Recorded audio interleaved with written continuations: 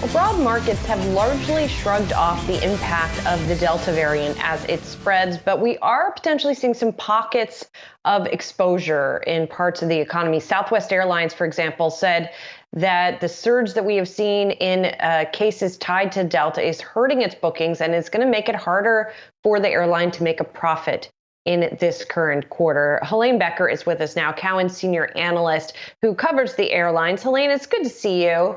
And it has been interesting how, by and large, we haven't seen market participants too concerned about this. But this really brings home that there are some risks for this. How we haven't seen the other airlines make these comments, but how widespread do you think these issues could be?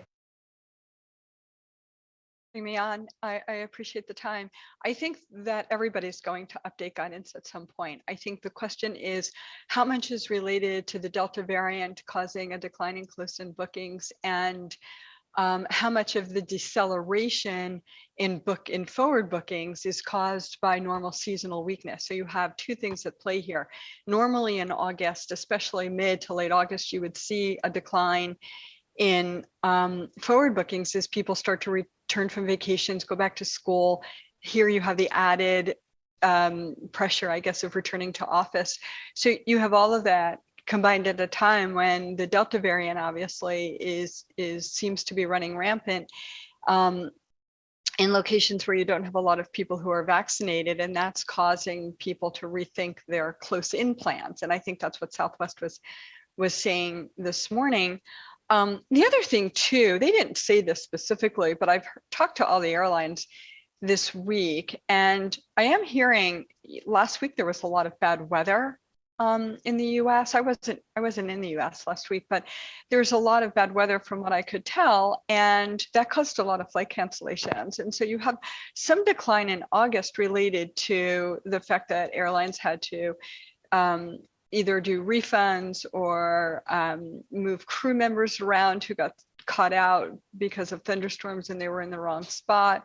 And then you had, for a consumer perspective, giving people refunds, which I mentioned, and then you had to give them hotel vouchers or meal vouchers or rebooking and so on. So I think there's like three things going on here, and that's what you're seeing.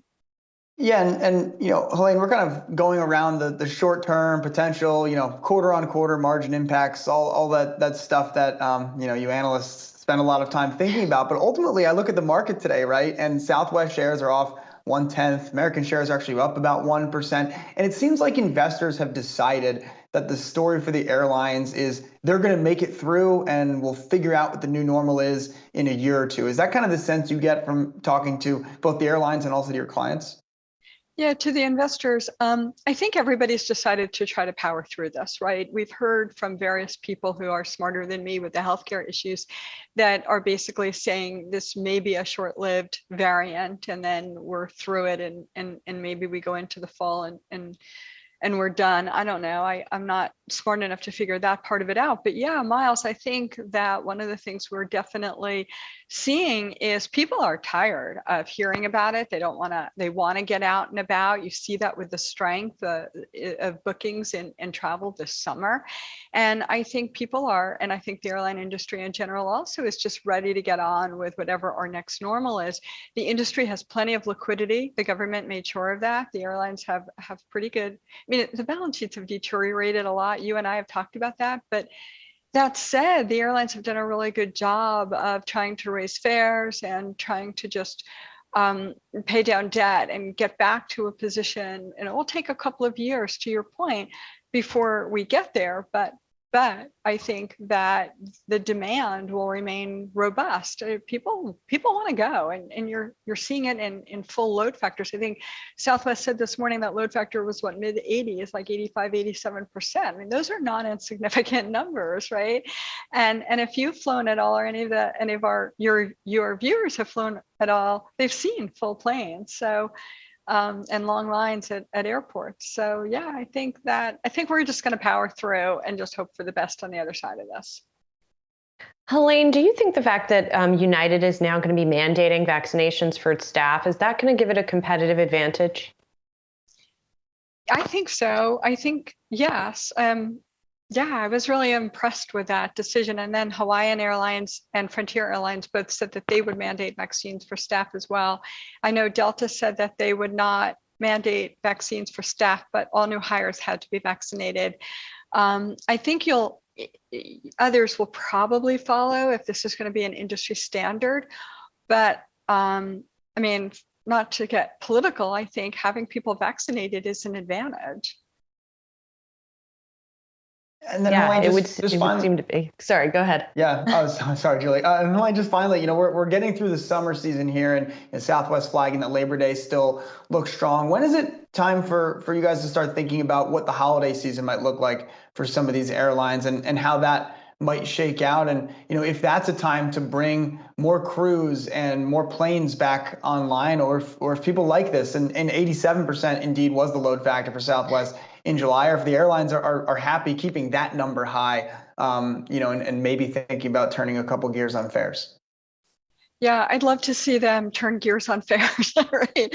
I'd like to see them keep capacity where it is and raise fares. That would be a good thing from the analyst perspective, maybe not from my personal pocketbook perspective. But I think that for the holidays, especially if the Delta variant kind of burns itself out, you're going to see huge demand. And people who may not have had the opportunity to travel this summer will want to travel over the holidays. You always see, not everybody goes home for Thanksgiving, but they always go home for Christmas and New Year's. And I think that what you're going to see, it's too early, right? August is just too early. But that said, the airlines are definitely in hiring mode. Everybody has said in the last 4 or 5 weeks that they're hiring more pilots, they're hiring flight attendants, they're looking for ground staff. So that's going to continue right through the holidays and into 2022, because this is not going to be with us forever. I mean, we're at a year and a half. How can this, possibly stay forever? And that, although I've been wrong before. Then when you go into the holiday season, they will bring back additional aircraft. They're doing that. You see the MAX being delivered to United and American. Delta announced an aircraft order 2 weeks ago. So the capacity is coming back on stream. They're going to have to hire to fill those positions. And then they're going to have to offer fares that are competitive with others out there that attract passengers to the product. So yeah, all around, I think. I guess what I'm saying really badly is that I never expected the recovery to be linear. We always expected it to be choppy. But I don't think I expected, I don't know, what wave are we in? Like 4th, 5th, 6th? I never expected all these different waves of COVID. I kind of expected it, us to flatten the curve and kind of move on with our lives. And that's certainly not what's occurred. Yeah, definitely. I think, we're all trying to figure this out. And our predictive ability is not that it was ever great as human beings, but it's certainly not been helped by all of this. Helane Becker, it's always a pleasure to catch up with you. Thanks for your perspective on this. Helane Becker of Cowen. Have a great day, Helane. We'll talk to you soon. But let's stay on the markets here and talk a bit about the setup for the equity markets, how to think about fixed income at this point, and sort of just what the next year or so for investments could look like. Noah Weisberger joins us now, Managing Director of PGIM's Institutional Advisor and Solutions Group. Noah, thanks so much for jumping on this morning. Let's start with what's happened in the Treasury market over the last week. We've seen the 10-year kind of back up about 20 basis points. And we've just seen a lot of volatility in that part of the Treasury market. How are you thinking about what that means, what kind of challenges that presents for portfolio managers, and where ultimately you think rates might find a little bit more of a steady footing? Thanks so much for having me this morning. Great questions all. And our perspective is really on the interaction between the fixed income market and the equity market and how those two markets interact with each other. And then, of course, what that means for portfolios. And I think you hit it right on that, the nail right on the head when you talked about rate market volatility. We think that's one of the more important factors that drive the correlation between stock returns and bond returns. And as that uncertainty about rates themselves, and my interpretation of that would be a little bit more uncertainty about rate setting policy, as that ticks higher, there's a greater likelihood that we would see a shift from the prevailing regime of negative stock bond correlation to a regime where we might see positive stock bond correlation. That's really what we're focused on, these long regimes that last decades and decades We've been through about 20 years of negative stock and bond correlation. And what would be the signals that would point us to start thinking that stock bond correlation may shift? And that's what we're focused on here. So no, it's Julie here. So what are some of those signals? And are you seeing any of them already? Do investors need to start to position, or is it too early to say that yet? Look, this is a difficult call. And in part, it's difficult because as we look back at the post-war record in the US, there have been 3 long regimes, right? So we're not talking about the daily wiggles or the monthly wiggles in the correlation between stock and bond returns. We're talking about, are they negatively correlated, in which case bonds are a natural hedge to risky assets in the portfolio, or are they positively correlated, where the volatility of the portfolio is actually exacerbated by the assets, their interaction. And so we've only gotten 2 or 3 turning points, regime changes in the last 70 years. So to try to predict or forecast when those are coming is pretty difficult. That said, we think there's some linkages to the policy setting environment. Positive stock bond correlation, which would be a new regime for us relative to where we've been for the last 20 years, would probably be symptomatic of monetary policy that's more discretionary than we're used to, and fiscal policy that's viewed as less sustainable, perhaps, than we're used to. And those are kind of the broad themes that we're tracking. And we think that then relates to some more statistical, macro-driven factors that can then be kind of more reliably related statistically to stock bond correlation itself. But we think this is largely a conversation about policy. So, I mean, no, ultimately, it kind of sounds like we're just talking or going towards the question of what is the 60-40 portfolio still alive? Is that still the baseline way to maybe think about, constructing something? And I guess, are you essentially having conversations with clients who don't want to have a certain level of exposure to, let's say, equities, but you're saying, look, our work is telling us that you might need to tolerate that if you are to meet some kind of return target? Is that kind of the framework here? That's exactly right. And I think it's a little bit less about the 60-40 portfolio per se, but about a multi-asset portfolio. Anytime you start to mix assets, and we've looked narrowly at the big benchmarks, at US stocks and US bonds, anytime you mix assets, that correlation component is really, really important. And so basically, to distill it in its most stark terms, if you have a return target that you need to meet as a CIO or pension plan, and you have a risk budget that you want to satisfy, that trade-off gets much more tricky if you can't rely on negative correlation. And so if correlation shifts from negative to positive, either you have to lower your allocation to risky assets from whatever level it is, right? This is not just about 60-40, but any stock allocation would have to come down to maintain risk tolerance. Alternatively, if you have to meet a return target, you'd have to accept a higher volatility. You don't have that natural hedge in the portfolio. And so that's why we're focused on this component of portfolio construction. It's really important for CIOs, for asset allocators, for risk managers to get their heads around what a change might mean. And as you say, it comes down to policy in a lot of ways. And the Fed has worked to make policy very transparent and very predictable. Do you think that they have succeeded? Up until now, I think the evidence is pretty clear that they have. And we've looked at this in a lot of different quantitative ways. And I think the contrast that people have in mind, and I think it's the right contrast, would be to the mid-60s through the mid-1990s, where you first saw monetary policy operating much, much more loosely than an algorithm might suggest. And the second half of that period, much more tightly. And so a lot of people divide the 60s, 70s, 80s into pre-Volcker and post-Volcker. Our view is that pre and post-Volcker, monetary policy was discretionary. It allowed too much inflation in, and then it had to squeeze a lot of that inflation out. But since then, we've had a really rules-based policy. The zero lower bound has made things a little bit more difficult. The Fed's had to rely on communication. The addition of a press conference has been very helpful. The projections have all been ways that they've tried to be as transparent as possible.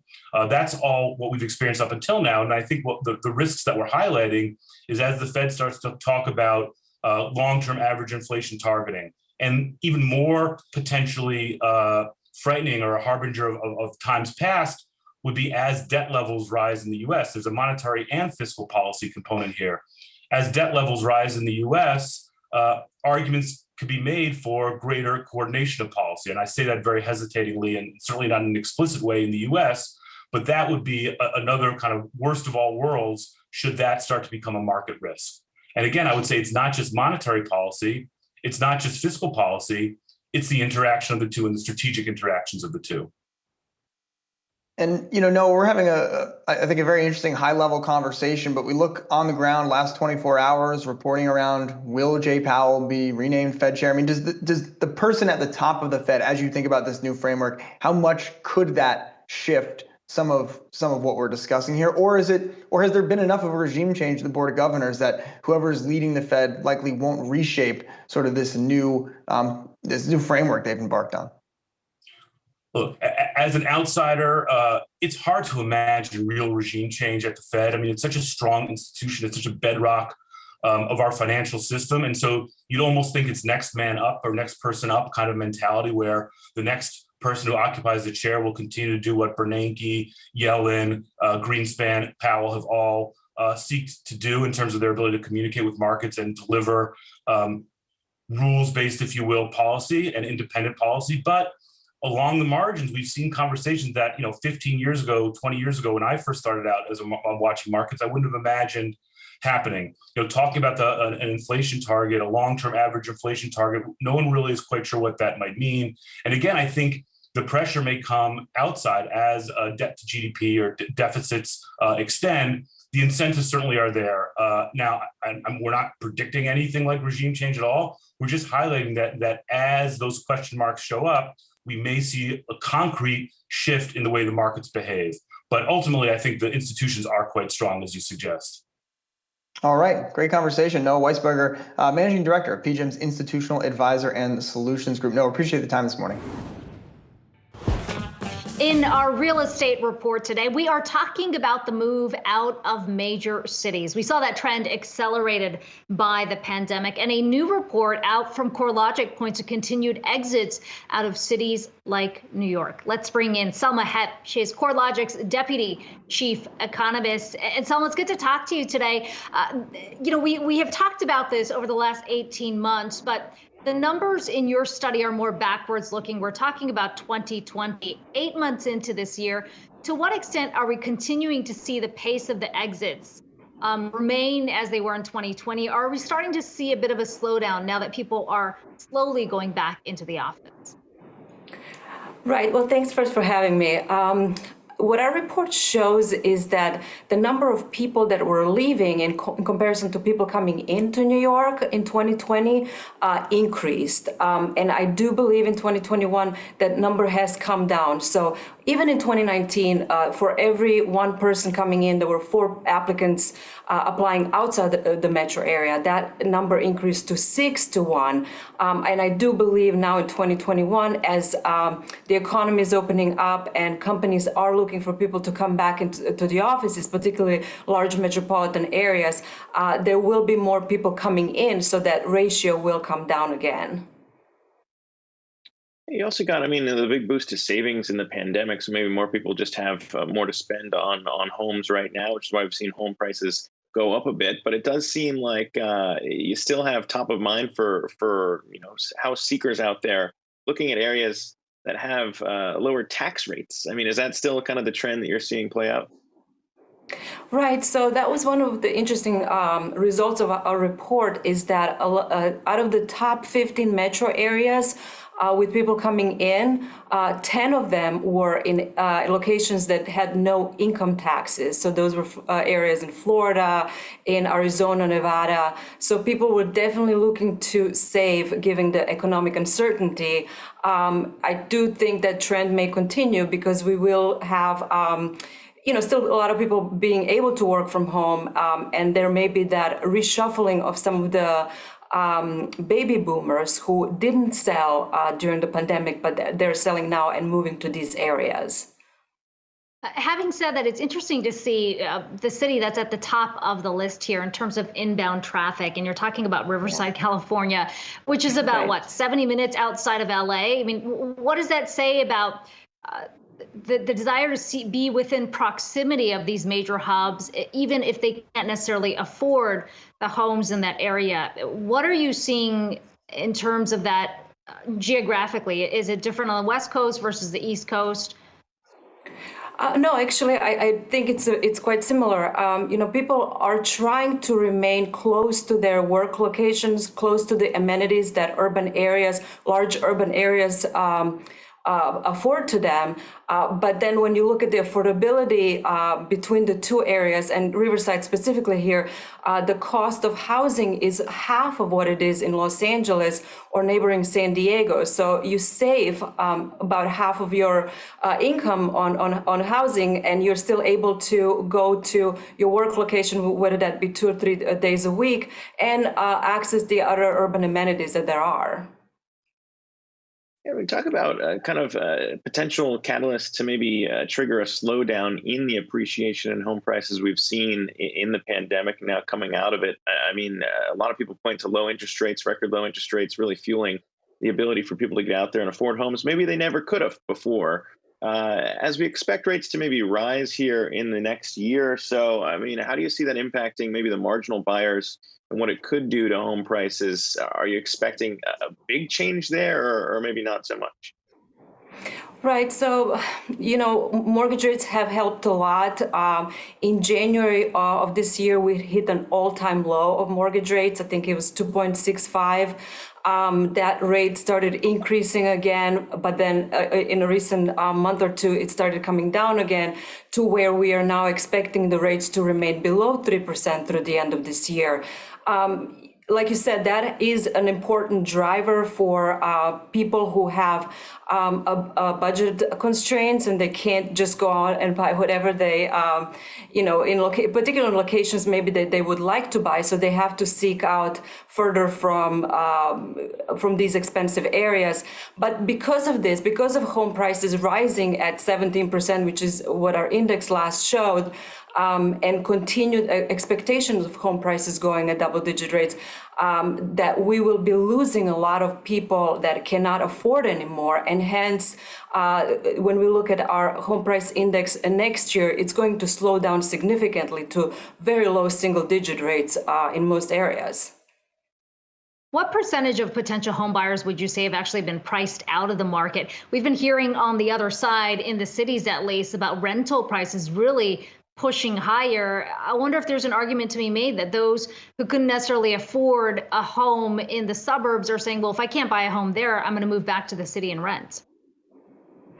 Right, absolutely. So, one indicator it played out very, it illustrated itself very well is we track single-family rentals, and the index has been growing. It actually in the last reading, it was 5 times at the rate that it was before the pandemic. So just to put it in context, maybe it was growing at 2% and now it's growing at 10% on a year-over-year basis. So people are opting for rentals if they can't find a home to purchase. And, as you mentioned, in large urban areas and in city centers, people are coming back in. And so a lot of the indicators are showing that rental prices are increasing again, where they were actually declining until earlier this year. Well, the legal cannabis market continues to climb here in the U.S., and the largest cannabis company in the U.S. is continuing to reap those rewards. Massachusetts-based Curaleaf reported second quarter revenue of $312 million. That was up 20% from the first quarter, more than 160% year over year. That was ahead of what analysts were expecting at $307 million. The company also reported an adjusted net loss of $7.2 million, while gross margins improved 669 basis points year over year to hit nearly 50% in the quarter. The stock, as you can see there, reacting to some of those results we got earlier in the week. But for more on that, happy to bring back in the executive chair of Curaleaf, Boris Jordan, joins us once again. Boris, good to see you. Looked like strong demand out there for the quarter, but on the call looking ahead, you mentioned maybe some softness in the summer months as people got back to normal life, traveling. How's demand maybe changing right now in the cannabis space? I think this is a short-term transitory thing that we've seen a bit of weakness across the country with mainly, you have to understand, a bulk of the business is still medical. States require medical cards. It's very highly regulated. So when you move from state to state, you can't use your medical card in another state. So therefore, people that are traveling and are on holidays can't, go into the stores and buy their cannabis, particularly if they're traveling out of state. So we've definitely seen a bit of that. We've seen, people just getting out of their home, going on vacation, spending money on airfare, hotels and restaurants and things like that. So, there's been a bit of competition for share of wallet. But even with that dynamic where we saw, small 1% to 2% decreases in spend, we still grew 20% quarter on quarter. We expect to continue to grow over 100% year on year in our business this year. So we feel very, very good about the development of the market. I mean, Americans at the end of the day just want more cannabis, and that's what we're seeing across the board in the country. And more Americans getting access to that too. There's about $9 billion in cannabis coming online shortly in the tri-state area. You got New York, New Jersey trying to get their program set up. You mentioned maybe some inflationary or even macro supply issues in getting facilities built out as competition heats up. How's that impacting the timeline Curaleaf has to get those states set up the way you want to? So Curaleaf, interesting enough, is a company that got launched on the East Coast. So we have very strong positioning on the East Coast of the United States. We're the leader, absolute leader in New York, absolute leader in New Jersey. We share the leadership position in Connecticut. Share the leadership position in Pennsylvania, Maryland, Florida. So, 3 of those states are definitely going. So New Jersey is going to go rec in November, according to the governor himself. Connecticut in second quarter of next year. And New York, you never know. We thought it was going to be early 23, first quarter 23, but that may change now with the power shift in Albany. The Governor Cuomo was less enthusiastic about cannabis. The incoming lieutenant governor, from our understanding, is more understanding and wants to get the program up and going. And so we might get some acceleration on the New York program. But you're right, it's about $8-9 billion of potential market. We're fully built out and on the East Coast and ready to supply that market. Yeah, when you think about, I guess, where the U.S. is, obviously, we've been hearing more and more about that push among progressive Democrats to kind of get that legalization, full legalization bill kind of across the finish line, instituting that at a federal level. When we talk about the other alternatives there, safe banking, we had Senator Cory Booker on the show not too long ago talking about maybe walking back and supporting that as well. I mean, when you look at that, your timeline here, as it drags on, how do you maybe start shifting maybe away from investing in the U.S. to, Europe versus kind of how that dynamic's playing out right now? How do you see it? I mean, the U.S. market is definitely the place still for growth. It's the most developed market. It has the most growth capability. Obviously, if we get safe banking, which I think we will by April of next year, I think they're first going to vote at the end in the fourth quarter, probably on a more comprehensive bill. I don't think that bill will get through, although we'll try to get it through with interstate commerce and rescheduling. I just don't think Republicans are ready for that yet. I do think, though, that we've got the votes in the Republican Party, 60 votes to get safe banking through. And let's be honest, for social equity, which is the big issue for progressives and for Democrats, without safe banking, you're not going to get social equity, right? If people can't open up bank accounts, can't borrow at reasonable rates, and workers can't open up bank accounts or get credit cards, you're never going to be able to get that business up and going. And so we really need safe banking. It's very, very important for the sector, and it's the best thing we can get to get social equity programs up and going. So the U.S. is our primary focus, but I have to think long term, and I can't think over the next 2-3 years. I got to think over the next 5 to 10 years. And there's no question, European market is twice the size of the U.S. It has a massive culture of cannabis use, and we wanted to make sure we put our foot on the ground in Europe and started to build the operations. So as we get into 23, 24, and 25, the European operations will start to seriously contribute to both the revenue and the bottom line of Curaleaf. But for this year and for next year, it's really a building exercise, very similar to what we were doing, 4 or 5 years ago in the U.S. But it's a huge market. It's Israel's growing, Germany's growing, the UK is growing 45% month on month right now in the medical program. So Holland is moving towards adult use. So we're very excited about the acquisition we made in Europe. Yeah, when you talk about if the timeline there is Q1 next year for safe banking maybe coming through, I mean, how do you see that being an impact to the financials? Because, you guys are the larger player there. I don't imagine you guys have ever struggled to kind of raise money, but when it comes to the impact on the business, how do you see that maybe changing things for Curaleaf in 2022? It will change it dramatically. I mean, we don't have working standard working capital facilities to finance inventory and stuff like that, right? It's just too expensive today to do that. So we are really looking forward to it. We think the cost of capital will drop by 50% at a minimum. So if the average cost of capital in the market today, well, 6 months ago was about 12.5%. Right now, it's probably getting down for the better operators around 9-10%. Curaleaf's going to be refinancing our $350 million of debt in January. We think we can get 8 to 9% financing for that, maybe even better. But safe banking will bring that down, and it'll also diversify the kind of financing we can get: short-term working capital, long-term debt, bonds, equity markets. Obviously, there'll be a re-rating of equity prices, so we could raise money on the equity markets as well. It will bring down the cost of capital by 50%. There's no question about it. It's a very positive development for the sector. That's pretty important. And I mean, I would agree when we talk about kind of safe banking versus the larger social justice push that progressive Democrats are pushing for. Obviously, it seems like one does have the votes right now, the other one, the lofty goal. But companies like yours also kind of playing a role in the social justice push. You guys recently launched a brand partnership to bring attention to some of the criminal injustices here in the past. We also mentioned on the earnings call a diversity push at the board level. So what do those efforts look like for Curaleaf?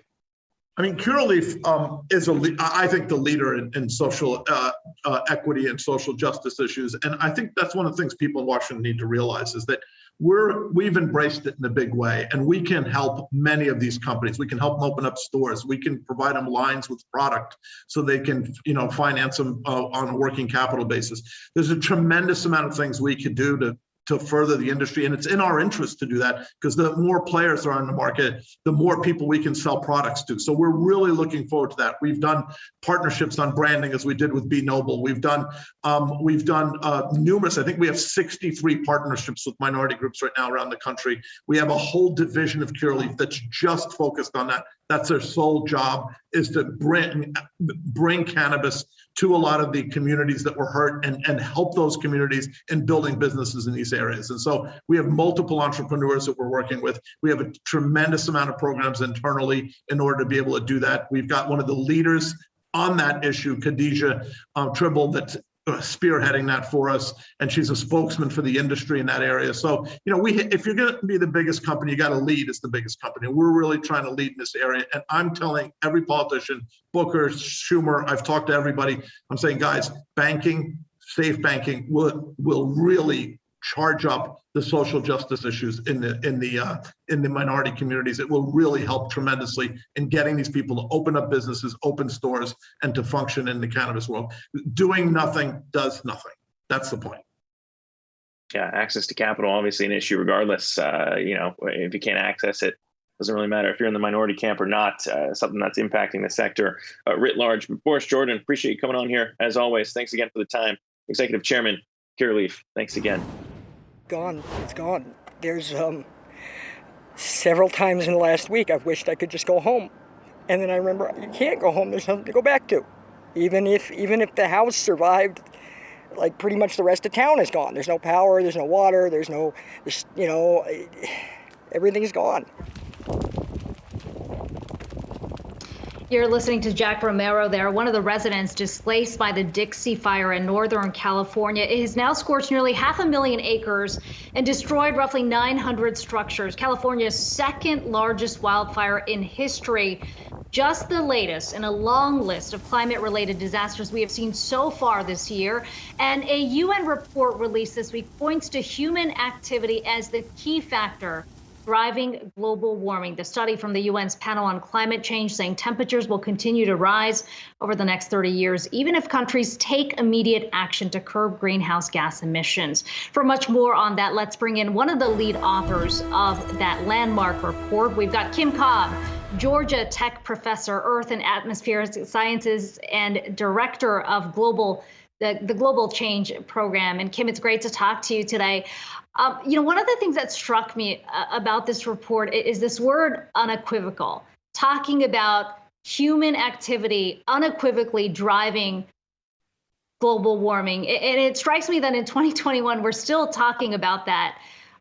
It's been 8 years since that initial report. What has changed since then that points to that word and the clarity, the certainty that says this is exactly why we are here today? Well, thanks for having me. And first, I really want to give my best wishes to all of those who are so incredibly impacted by this spate of wildfires and horrific weather, not just across California, but also in Greece and Turkey.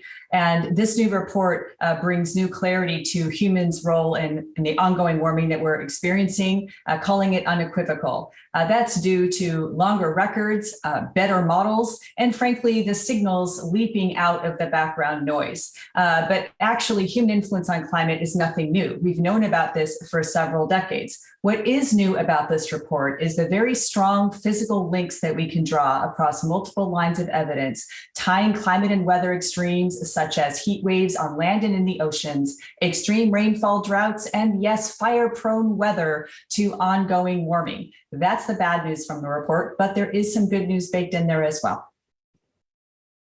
So let's talk about the bad news first, because it does highlight the fact that the world has warmed about 2 degrees Fahrenheit since the 19th century. Conditions, according to the report, will continue to worsen for at least another 30 years. And we're talking about this in a year where we have seen record flooding in countries like China and India. We saw the heat dome out in the Northwest earlier this year.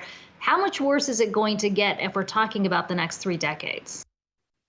Well, one thing the report makes very clear is that this package of climate and weather extremes will get worse with each additional increment of warming that we let slip through our fingers. That's really the bad news. The report also helps us understand that the trajectory to 2050 will be warming, but that how hot it gets is still up to us. Even in that very near-term future, we are looking at either an additional 0.5 degree of Celsius to keep warming to 1.5, the most ambitious goals outlined in the Paris Agreement, or let it slip to 2 degrees Celsius or warmer. Each of that additional increment associated with the worsening of these climate impacts and, of course, baking in consequences for later this century as well.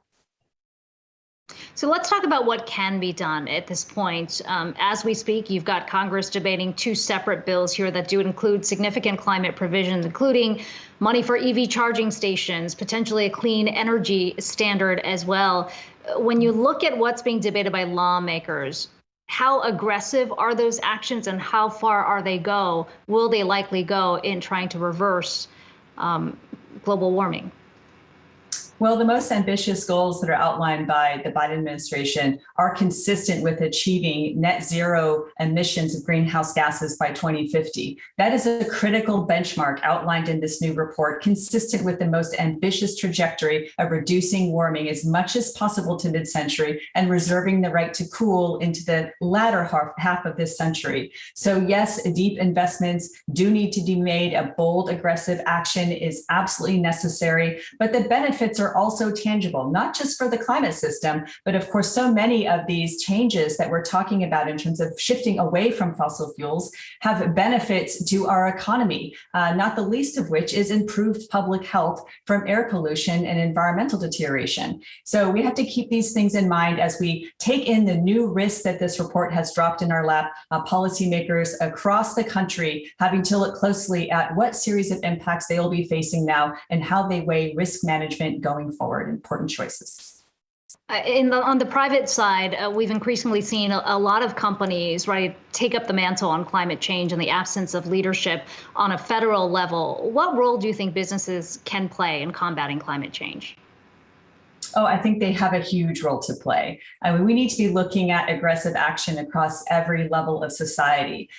Federal action is absolutely required, but we need to have action at every institutional level to help us move this forward. And not the least of because some of the most important advances that may yet come in helping us to accelerate action will come from public-private partnerships, as well as companies that are helping their communities, their employees, their workforce Congress and their stakeholders and shareholders understand what the risks are that we face with ongoing climate change and articulate why it's important to their bottom line that we reduce the coming risks of climate change as well. So all of these reasons, critically important motivators, I hope, for the private sector to continue to up the ante and raise their ambitions to be a part of this transition and make it as fast as possible. And finally, Kim, we're talking about all of this just a few months out from COP26, of course, the big UN climate meeting over in Glasgow in November. What would you consider a successful outcome there? We've talked so much about climate change, and yet when you think about the major emitters, whether it's the US, China, or India, there's still a lot of questions about how committed these countries are to taking aggressive action. Well, certainly, I hope that this report lands into that conversation and really provides a foundation for policymakers who are coming together during those critical talks to really weigh the risks and the benefits of a near-term reduction in greenhouse gases, the kind of deep, sustained reductions that will keep us on the path to limiting warming to 1.5 degrees Celsius by mid-century and recoup those near-term tangible benefits in risk management. The other thing I hope we see is a commitment to help developing nations who are bearing the brunt of climate damages from some of those worst possible outcomes. And so I know that's an important conversation that will be occurring later this year as well. Kim Cobb, it's great to talk to you today. One of the lead authors of that UN climate report. She's also a professor at Georgia Tech. Appreciate you joining us.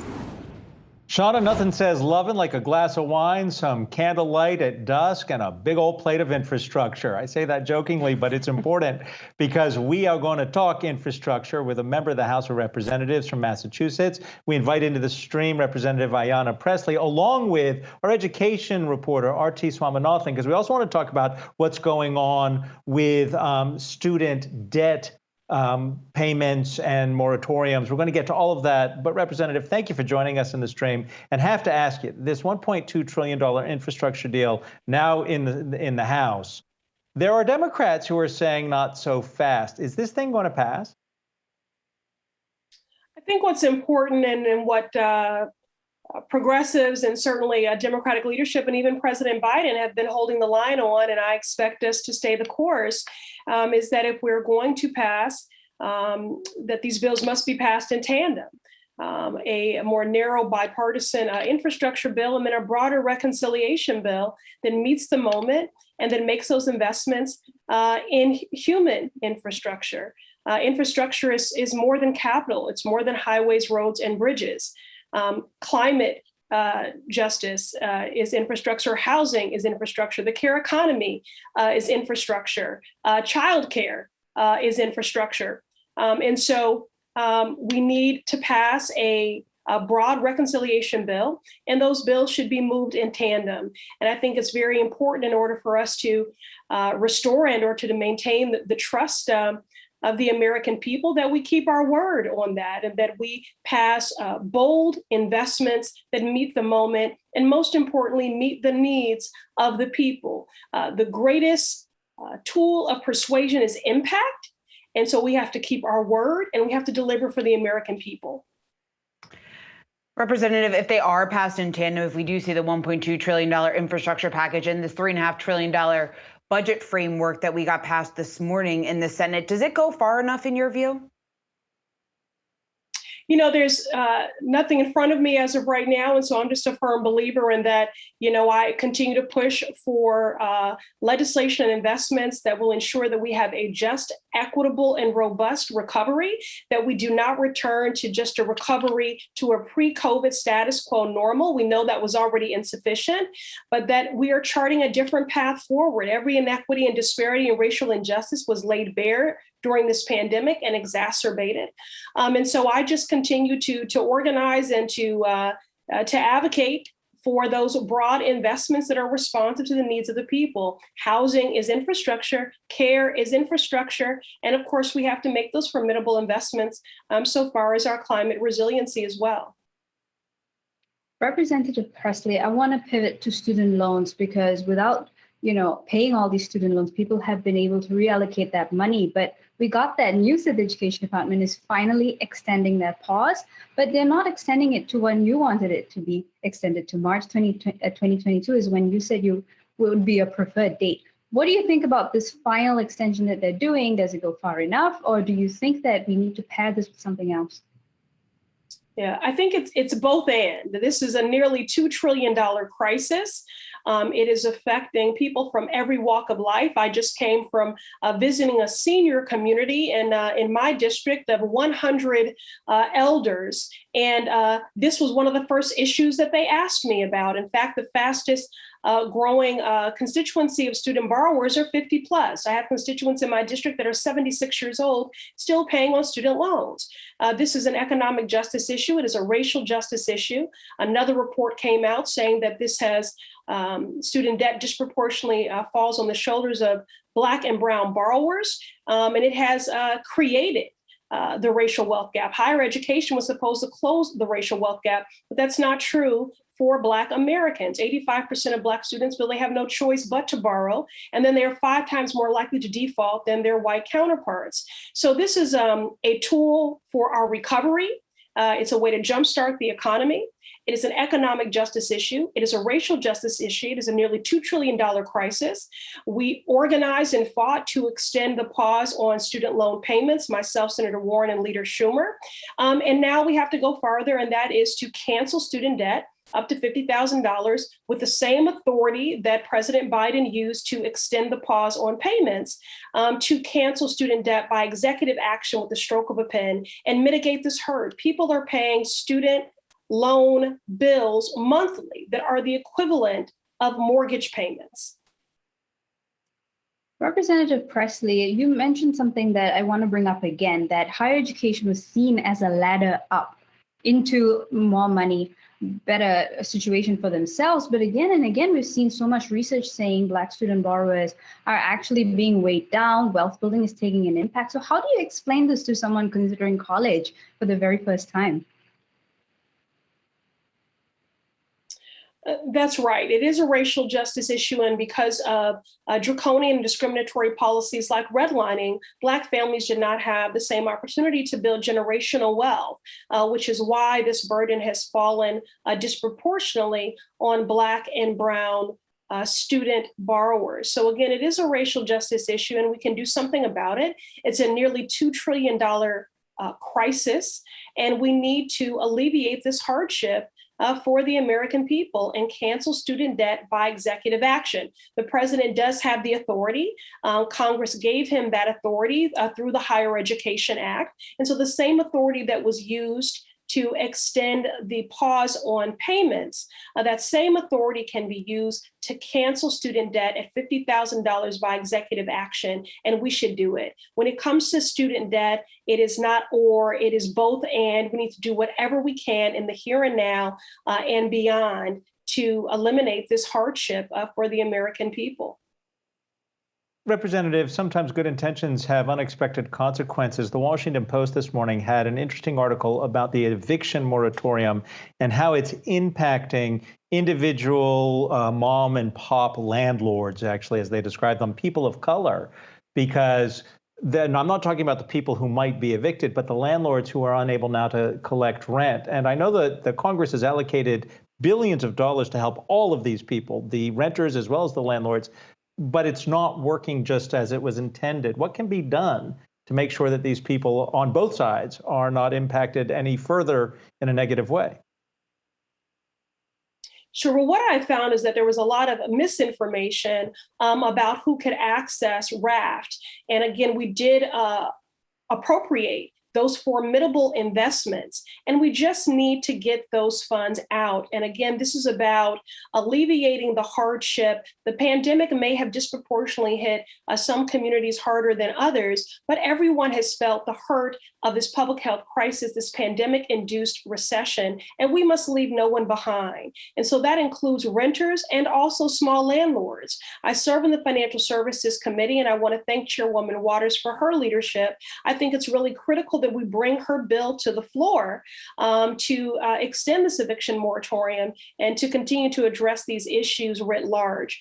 But we need states and municipalities to get these funds out. And again, there's been a lot of misinformation about who can access these funds. The funds have been appropriated. They are there to both mitigate the hardship for renters as well as small landlords. So please do take advantage of those resources. Representative Ayanna Pressley, representing in Massachusetts, thank you so much for joining us. R.T. Swaminathan, as always,